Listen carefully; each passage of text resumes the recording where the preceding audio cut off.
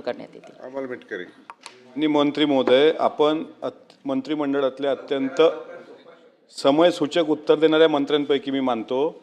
हा प्रश्न मुंबई नागपूर समृद्धी महामार्गाबद्दल आहे।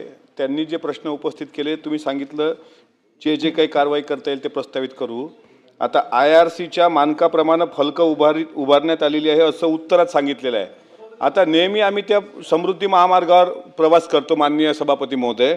हे IRCचे मानकं किती उभे केली? फक्त नागपूर ते मुंबई यावर तुम्ही तो स्पेसिफिक आकडा द्या।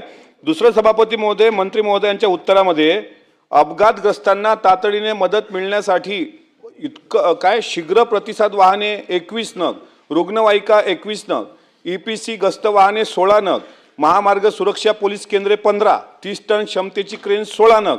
हे महामार्गाच्या सुरक्षेच्या दृष्टीने महाराष्ट्र राज्य 192 सुरक्षा रक्षक।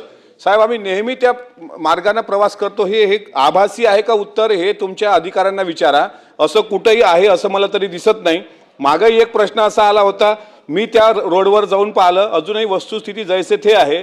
तुमचं उत्तर आणि अधिकाऱ्यांनी दिलेलं उत्तर हे असमाधानकारक आहे। स्पेसिफिक IRCच्या मानकाचा आकडा तुम्ही सांगा। आणि ही जी काही फौज तुम्ही तैनात केली म्हणताय माणसाच्या सुरक्षेकरता, तर 8 महिन्यामध्ये 24 जीव गेलेच नसते। आणि हे जे जीव गेले असतील याला जबाबदार कोण? मग ही जर माहिती खोटी असेल तर संबंधित अधिकाऱ्यांना तुम्ही दोषी धरणार का? आणि जर ते 24 जीव गेले त्याला जबाबदार कोण? याचं उत्तर द्या माननीय मंत्री महोदय। सभापती महोदय, सन्मान्य सदस्यांनी जो IRCचे मानांकनचा आकडा मी आपल्याला सभागृहापुढे